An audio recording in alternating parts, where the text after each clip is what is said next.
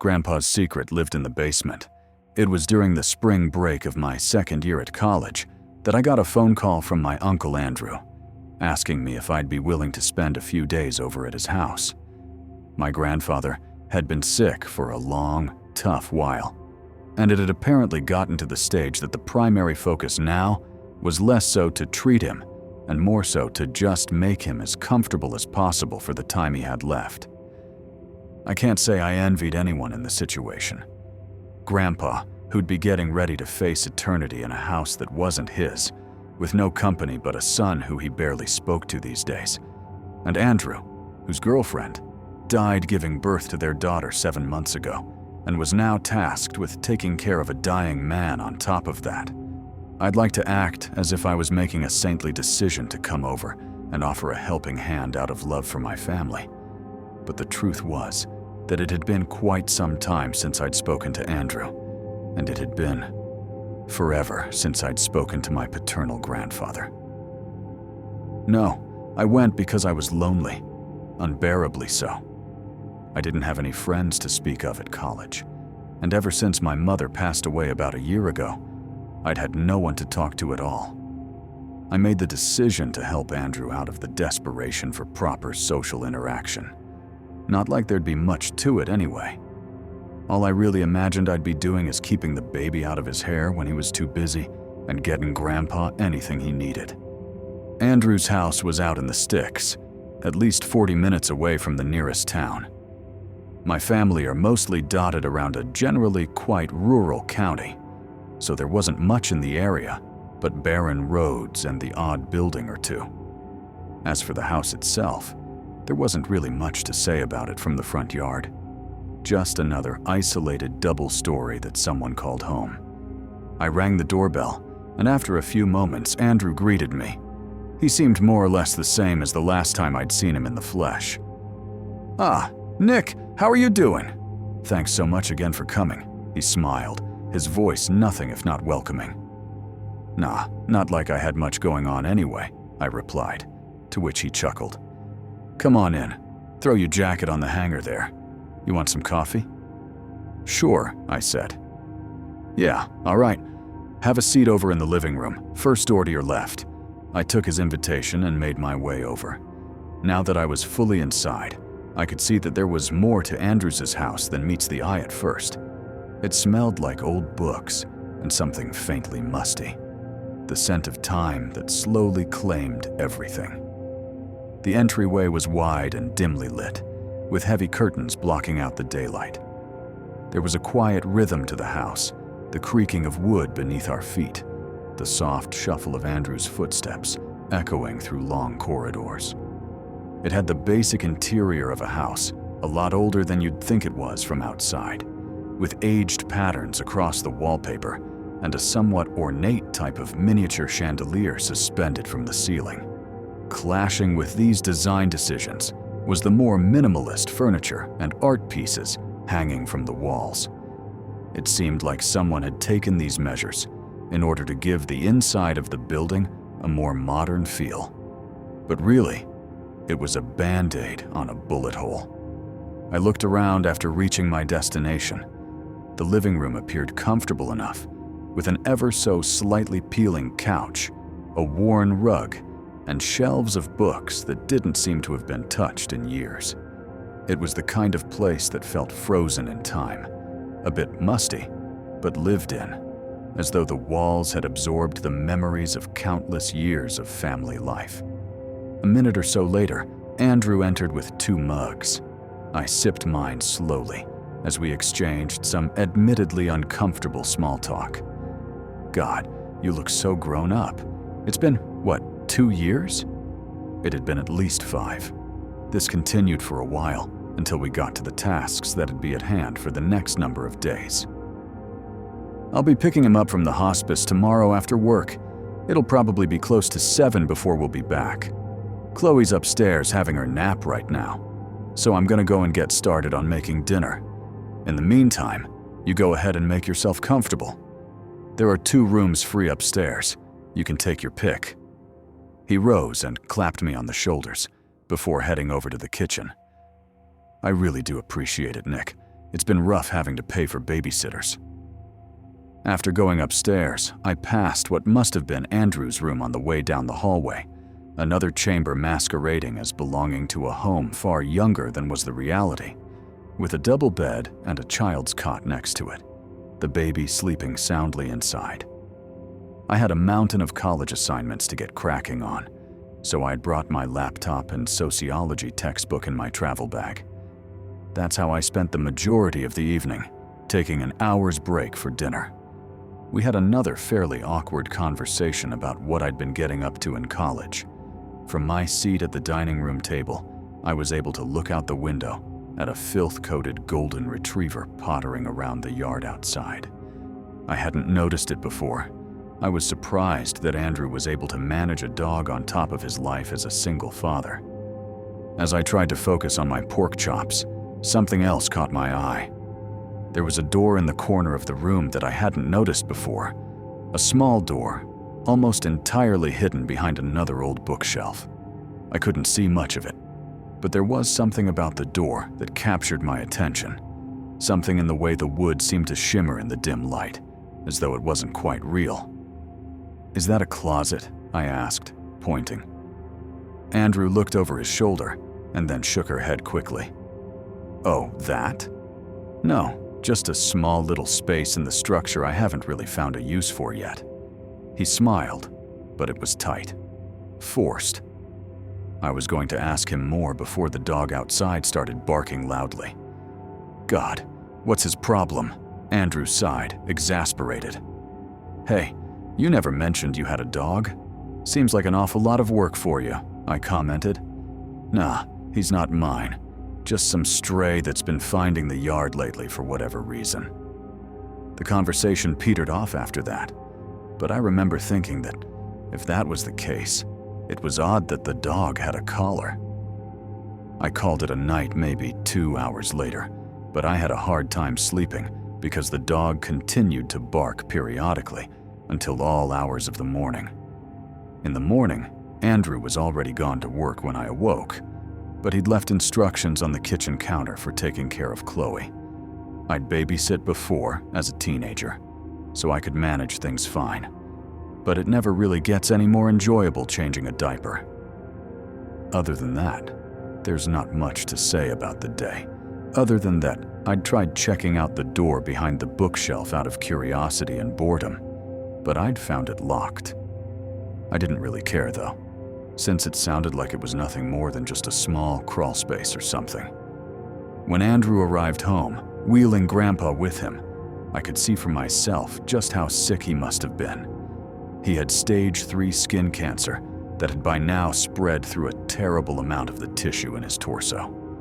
Andrew would tell me later on that night that he had 2 weeks left, tops. The man looked like a skeleton, his complexion beyond, wrinkled and pale, his head like a skull, with its eyeballs left intact, along with a few pointlessly added tufts of snow-white hair.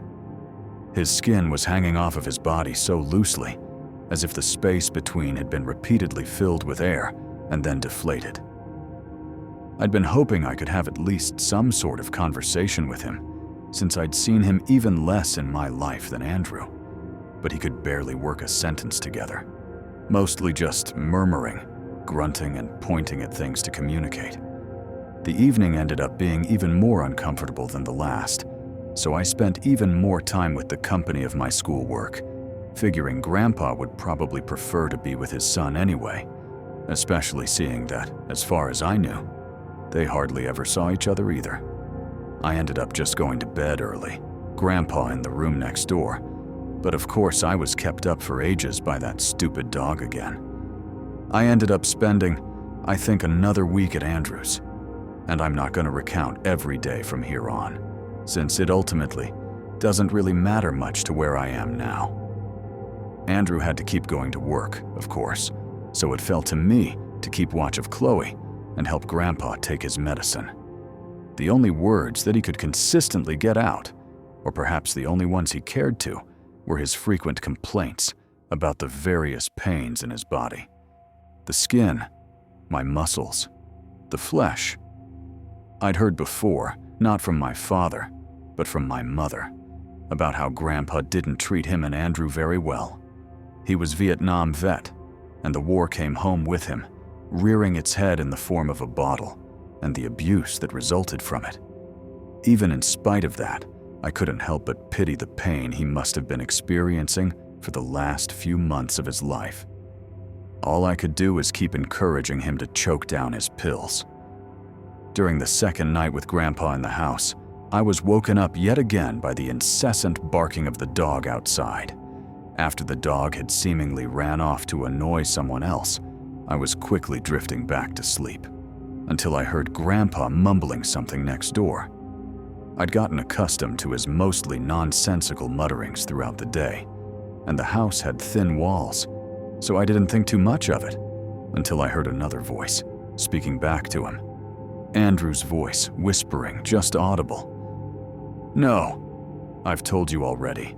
It's not happening, so get it out of your head." "You know you have to," came Grandpa's slow response. His voice was like the creaking of an old floorboard, but he sounded far more lucid than I'd ever heard him before. I don't remember their conversation continuing beyond that point. I heard the door open softly, then shut again, and I didn't have enough energy to ponder what I'd heard for long before I fell back asleep. The next day, I decided to find out from Andrew about it in private. "Hey, so, sorry if I'm being too nosy here, but I heard you and Grandpa talking about something last night. It sounded like you were arguing?" I asked. He sighed deeply. "Look, you've probably realized by now that this house is a lot older than you might have expected. Truth is, it belonged to him. Your father and I grew up here. He's just, well, he's not happy with how I've been running things here, that's all. You know how older guys are really particular about that sort of thing." He looked conflicted about what he'd said, and the silence between us was deafening. "Come on. I just managed to get Chloe asleep 5 minutes ago. Let's get to bed for tonight." I can't say I was entirely satisfied with that answer, but I could sense Andrew didn't wish to discuss the matter any further, so I oblige him. On the bright side, there was no barking from the dog that night, or any of the following nights for that matter, so I slept well at the very least. I don't have anything to say about the day after that, other than that the uncomfortable atmosphere in the house was only getting worse. Grandpa spent all of his time alone in his room, just sitting in his wheelchair in the corner, mumbling nonsense to himself. Andrew and I delivering his meals to him, giving him his pills, and sharing some unspoken weight about it all between us. That night, I was woken up by another argument in Grandpa's room. Grandpa's voice was no louder, no more commanding, but I could sense an undeniable rage in it. "You're a fool. You always were. I know what you did last night. You think that's enough? It has to be me. You don't deserve it. You treated us like dirt. It doesn't matter if I deserve it. It has to be me, and it has to be tomorrow." I didn't fall back to sleep quickly that time. Actually, I don't think I got any sleep that night. I didn't know what any of it meant, but Grandpa's words scared me. The following day, Grandpa's door was locked from the inside. Andrew also stayed home from work, and he looked terrible. I knew I had to ask him what happened last night, but I decided to give some space until the evening. I barely saw him all day, to be honest. The only perception I had of him was the tired cooing to Chloe every now and then, the unlocking and relocking of Grandpa's door as he took his pills every 3 hours, and a dinner we shared in silence. In the end, it was he who came to me. "You heard us last night, didn't you?" I nodded. "Yeah, I guess you deserve to know at least this much. I don't imagine your parents ever told you before they were gone." He looked like he was about to either scream or break down in tears. I'm not sure which. "Your father and I had a younger sister once, Phoebe. I was 8 when she was born. Your old man, 11. My mind raced, trying to fit this into my family history. He wasn't lying. I'd never heard so much as a word of this throughout my life. She went missing when she was 5. Just gone, without a trace. They never found her. Dad started drinking a lot more after that. I didn't know what to say. That tomorrow Dad was talking about is the anniversary of the disappearance. I think the memories just hurt him the most today. They hurt me the worst today, too. He was crying now. "I'm sorry," I managed. "I don't know what to say. I'm so sorry. No one ever told me." Andrew rubbed his eyes, steeling himself. "Look, I'm sorry too. You should never have needed to know, really." He started heading for the stairs. "I'm gonna try and get some sleep. Please, if you hear anything from him tonight, or if I have to come into him again, just ignore it. Please. It hurts everyone enough as it is." With that, he headed up to his room, shutting the door behind him. I was stunned. How much else had I not known about my dad's side of the family? Even with what I did know now, I was left with more questions than before. It didn't make sense how the truth about my dad and uncle also having a sister could link to everything else I'd overheard between Grandpa and Andrew. Why did it have to be Grandpa? What had Andrew done last night? What even was it? My mind swam as I laid wide awake in bed that night. I think it was that state of fog in my brain that actually ended up putting me unconscious for a few hours, as it happened. But one last time, I was awoken from my sleep.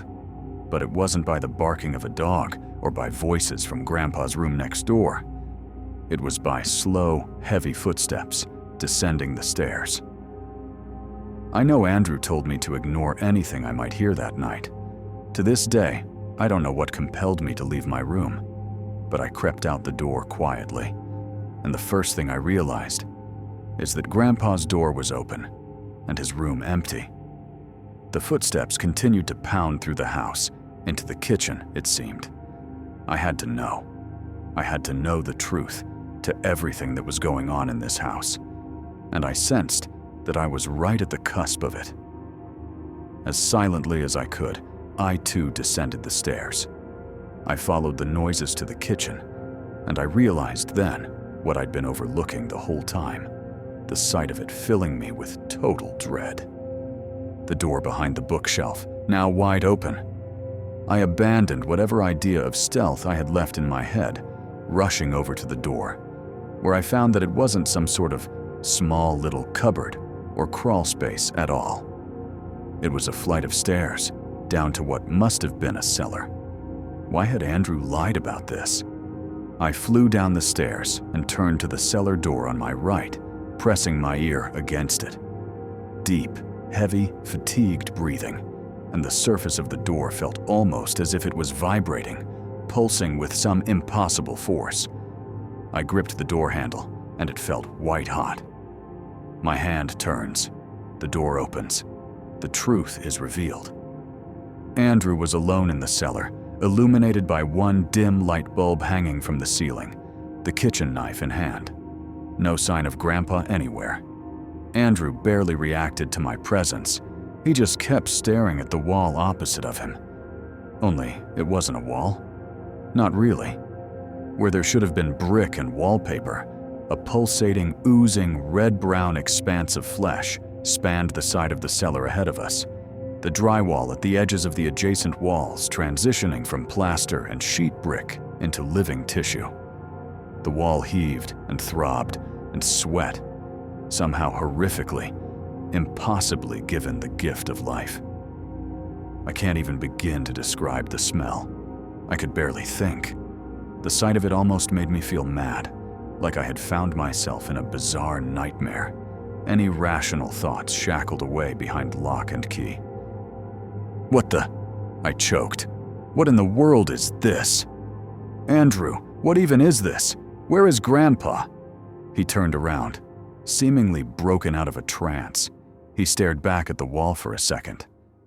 He was right, I heard him say, more to himself than to me. He turned back. He was right.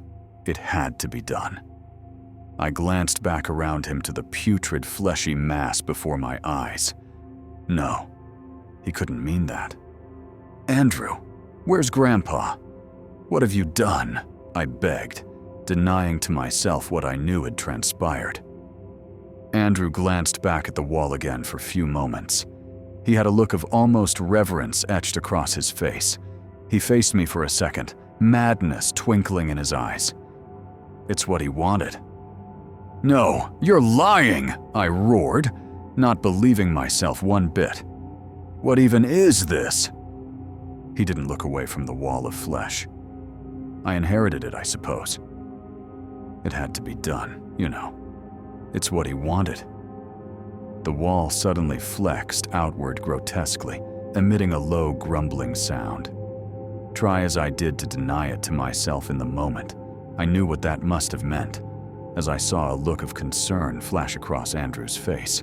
It was hungry again, needed to be fed soon. Clearly, Grandpa wasn't a filling meal. Amidst the grumbling, we could both suddenly hear a high-pitched noise, piercing through it. Chloe, crying from upstairs. Andrew stared up at the ceiling, then back over to me.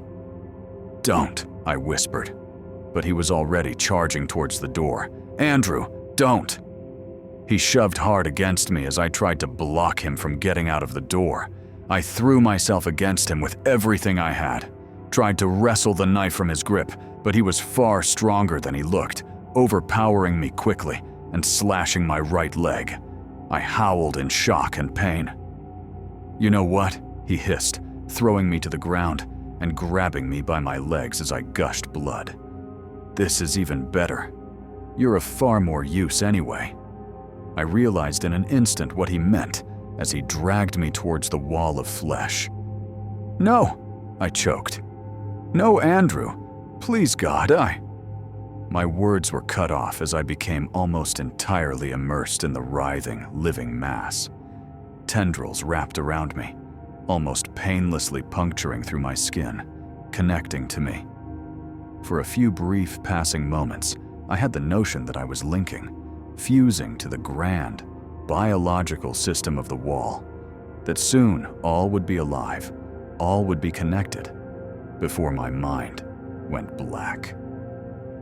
After an unknowable length of time, I grew more and more aware of my surroundings once more, the bizarre, weightless sensation of simultaneously feeling out of my body and feeling one with another body. Then, something cold, foreign. I've got you. I've got you. I fell forward into someone's arms, the cold air of the cellar enveloping me in an instant as I screamed out. I looked up. I was surrounded by a team of men in yellow hazmat suits, working to fully cut me down from the wall of flesh. I laid in their arms, feeling the way I imagine a newborn infant must, my body and mind, focusing entirely on trying not to seize up from how overwhelmingly cold everything seemed. A few minutes later, once I'd been fully freed from the wall, I was given sedatives that knocked me back out. I don't know how long I'd spent like that, but it must have been a few days at least, because it was my girlfriend, Emily, who had called the police after I hadn't responded to a number of her calls. In the end, though, I was kept in some sort of containing facility for a day, where I was asked a great deal of dubious-sounding questions that I couldn't begin to answer for the most part. And they never ended up finding Andrew. In the end, though, Emily took me back home. Whatever classified part of the government that covers up stuff like this did just that, and life mostly moved on. I tried my best to forget about that brief, hellish stint of my life. I certainly didn't gain any sort of enlightenment or newfound appreciation for life by my experience. I was changed by it, I guess. Who wouldn't be? But as I said, life moved on. Emily was invaluable in ensuring that, comforting me about it when I needed her to, but never acting like it defined me now. Life moved on. 4 years later, I asked Emily to marry me. 5 years later, she was my incredible wife. 8 years, and she gave birth to the joy of our lives, our daughter, Lily. I loved my wife, of course I did, but there's absolutely no feeling of adoration on this earth that compares to holding your own child in your arms. And yes, Of course, I still felt scarred by my experience all those years ago. One night, as we were in bed getting ready to sleep, I told her about it once more. How even though things are fine now, things are perfect now, I still had nightmares about the wall of flesh sometimes. I still get sent into near panic attack at the sight of an open wound. She held me in close. "I know you do, love. I know you do," she murmured, her voice drowsy but full of care. "But you've got me, don't you? You've got us." I closed my eyes and felt myself beginning to drift off as she held me closer still. I breathed in the beautiful smell of her rose-scented shampoo. "It's okay, because I've got you." "I've got you," she whispered. "I've got you." I fell forward into the man's arms, the cold air of the cellar enveloping me in an instant as I screamed out. I looked up and all around, stared at the yellow-suited men, still screaming and babbling incoherently. I laid in their arms, still smelling the rose-scented shampoo, though there was now something horribly wrong with it, like how after you realize the trick of an optical illusion, you can never see it as you originally did. It turns out, the wall had been digesting me for quite some time indeed. I saw my reflection once I got out. I look emaciated, barely alive. It showed me wonderful things. Now, I sit alone in my cold, dark apartment, looking outside at gray skies. I think of my wife's smile. I think of my child's laughter. I want to go back. If you think you saw something, no, you didn't. That's the first rule they teach you in these woods, especially as a forest ranger. It's not some quirky saying, it's the rule. You learn fast that the things you think you see are better left buried deep in the back of your mind. Because when you start asking questions about those things, bad things happen. Real bad.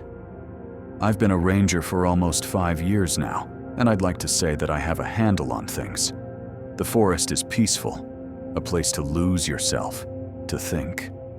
Sure, there's the occasional weird noise in the distance, the rustling of leaves in the dead of night when there's no wind, the flicker of movement out of the corner of your eye.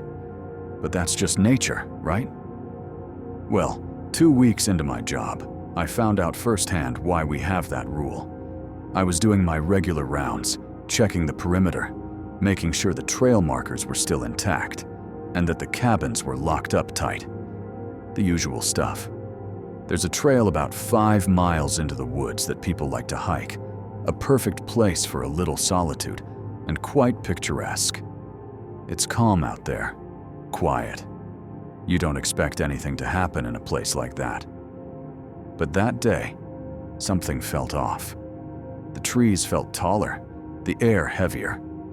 It was a late afternoon, and while the sun should have been setting soon, it felt like it was setting faster than usual. I shook it off, focused on the job.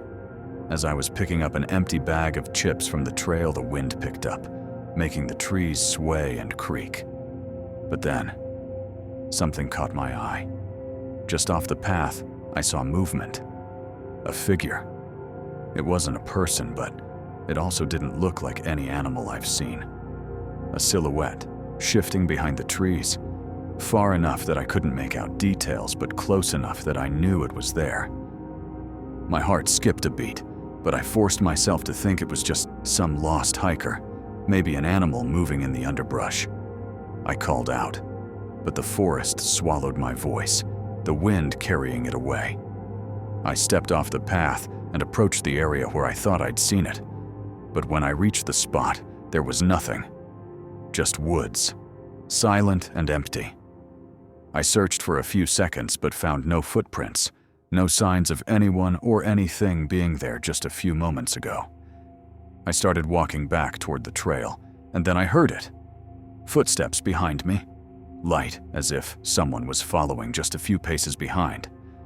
My pulse quickened. I turned to see who or what it was. Nothing. I'm not an idiot. I knew better than to ignore it, so I quickened my pace. I tried to convince myself it was the wind, a trick of the mind, but the footsteps didn't stop.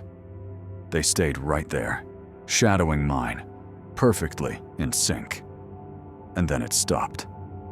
The sudden silence, minus the crunch of my boots on the trail, made the whole situation even more terrifying. I paused for a moment, too scared of what may happen if I turned around now. So many choices ran through my head until I decided on one. Well, I wouldn't say I decided. More like my body chose for me. A surge of adrenaline pushed me to start speed, walking back to the ranger station. Something in me screaming that if I started running, I'd be dead. My heart pounded, as if I was in a marathon. With each stride, goosebumps formed. The crisp wind moving my hair to my face and carried the scent of vanilla through the air. The smell reminding me that any animal could find where I am, especially the thing following. I reached the station and locked the door. After a few minutes of nothing, I sat behind the desk, chuckling at myself for getting all worked up and for believing the other rangers' stories. A couple of them even went as far as to claim they saw stuff. At first, I thought they were just trying to mess with the new guy and get him all scared before the first watch. In that moment of giggling at their stories, I realized one of them is lining up exactly like what happened outside. The following footsteps, the feeling of being stared down, the shadow. Even the time of year is exactly when they said it happened. Trying to clear my mind from that, I decided to examine the trail cam footage on the old monitor. It was the most peaceful part of the job, just stare at the footage and take notes of the animals. A bit too peaceful given the fact I fell asleep in front of the screen for a little. A loud noise jolted me out of my sleep, causing me to fall out of the chair. I picked myself off the floor and walked over to the window to investigate. Flipping on the floodlights outside the cabin, I see a large branch lying just in front of the porch. At first, I brushed it off. It's a forest, and branches break all the time, only to immediately remember the fact the station is in the middle of a small clearing. The only way a branch that size would end up here is during a hurricane, and it most certainly was not raining. A multitude of reasons raced through my head. Anything that could rationally explain how this hunk of wood got there. I walked away from the window over to the coffee bar, landing on the reason being a giant gust of wind flinging the branch to its spot. Taking a sip of my coffee and quietly humming to myself, I situate myself back into the semi-comfortable computer chair. A few more reports later, and I'm back to watching the cameras and naming new faces. A moose gave birth earlier in the year, and the rangers fell in love with the two cubs. We named them Light and Shine, due to their fur making it look like Light has eyebrows, and Shine has a little mustache. So, one of my duties tonight is to try and spot them and update their information. After 3 hours, I almost gave up hope, but then I saw movement around the cave the moose had chosen as her home for 4 years in a row. But it wasn't her. It looked almost like a deer, only the deer was trying to act human. Standing on its two hind legs and with a hunched back, it walked around the flattened area. Its eyes glowing, bring in the night vision lens every time it looks in the direction of the camera. Then it paused, sniffed in the air, and looked straight at the camera. I jumped back, shocked at the accurate eye contact made through the screen.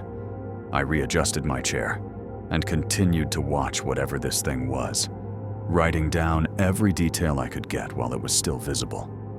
The creature started walking towards the tree that the camera was perched on, its steps slow and deliberate. Once it reached the trunk, the thing raised its hands, the bark, and started shoving. Each push causes the tree, and therefore the camera, to shake immensely. I stood up and pushed the chair back, the fear truly setting in. Quickly grabbing the walkie on my belt, I call into the closest station near me. Surely someone else is seeing this. The only problem was all the channels I tried were off, or at least that's what I assumed. At the time, it didn't make sense. When the fifth station was also static, I gave up that plan. I looked back at the screen and see the creature's shoving had only gotten more aggressive. By the looks of it, the poplar was rocking back and forth at this point. Then, just in the distance, the loud sounds of groaning, cracking, and popping cut through the air. Moments later, a loud crash followed, and the camera was no longer in signal. With no other plan in mind, I scribbled the events unfolding into the notebook. Semi-worried no one would believe me. Semi-worried this will be the pages that the police would find for evidence. The chaos didn't stop there. Not even 10 minutes later, another trail, Cam, the one filming the trail I checked earlier, showed movement. This activity was different though. The dark shape moving quickly, too quickly, back and forth in front of the camera, as if it was playing with it. I continued my notes until I glanced up and saw it staring right at me again. Its face closer than before. Close enough that I could truly see what creature was out there. It wasn't a deer, not completely anyway. Its head was shaped like a German shepherd's, and eyes sat too close at the front of its face, once again glowing in the night vision. The sight of this thing making me scream. I slap my hands over my mouth and stare at the computer screen. The creature was now looking in the direction of the cabin. My eyes clench shut as a few tears run down my face, the fear taking complete hold of me. Quiet sobs left my mouth as I checked the camera once again. It's gone. You'd expect my reaction to be relief. It was not. To the depth of my core, I knew it wasn't really gone. All I could think was, it's coming here. It's coming for me. I started rummaging through the drawers of the desk, wincing at every squeak of the steel as they open. In the left bottom drawer, I found a spiral notebook with no cover page. The first thing written, talking about specific animals to avoid due to temperament. I almost tossed it aside, but the loose cover page at the bottom of the drawer caught my eye. In case of all emergencies. At this point, anything could help. Plus, this should count as one of the emergencies. Right? Thank God for whoever was looking out for me, because the second page in the notebook, I learned there is a specific flare gun behind the antique picture of the forest. I run over to the wall and take down the picture, setting it on the mantle of the fireplace. And just like the notebook said, a small recessed shelf hidden behind the picture held a red flare gun with 3 rounds sitting next to it. Realizing I neglected to read what to do with the flare, I hurry over to the book again and see at the bottom in red. In the case of unique emergencies, fire 3 shots into the sky. The sound of leaves crunching loudly catches my attention and breath. I stand there, paralyzed in terror, unsure of what to do. I can't go outside. I can't fire it in here. If I open a window to fire, it will definitely get to me before I could shoot the second, let alone the third. The lack of options getting to my head, I began to pace back and forth. Then the steps outside stilled, replacing the sound with jagged breathing.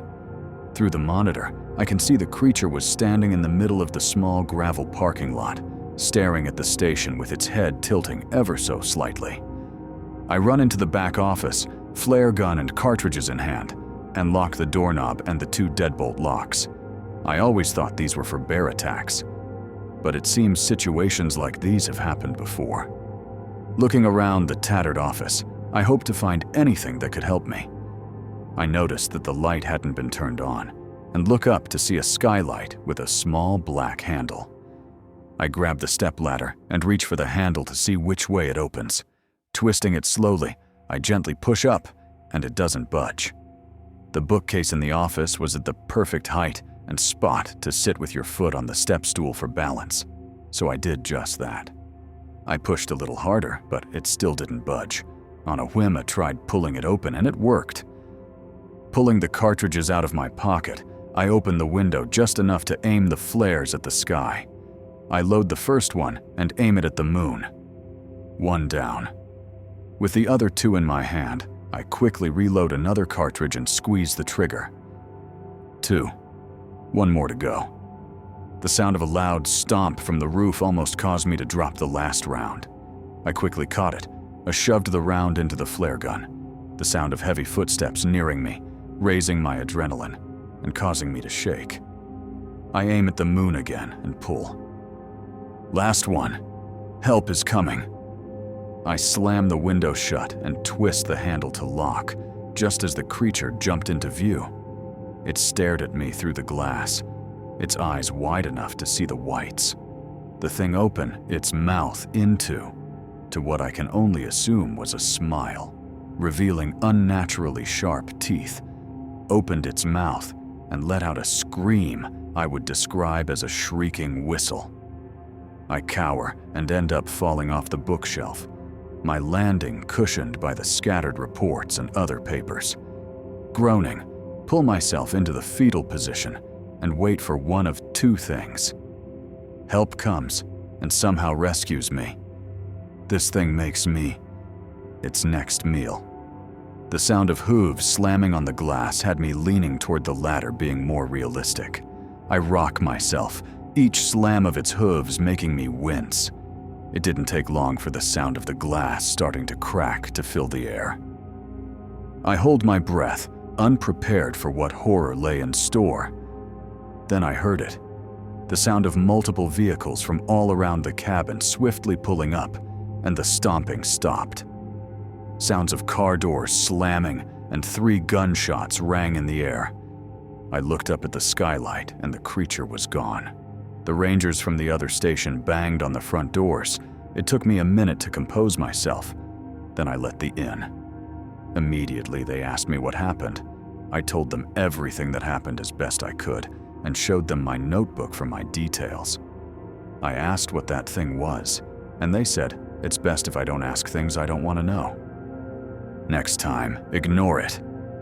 A ranger chuckled out and playfully threw his arms on my shoulders. Remember the golden rule. If you think you see something, no, you didn't. I live by those words and have kept out of trouble for the most part these past years. So, if you're reading this, consider it as an example of why we have this rule, and good luck.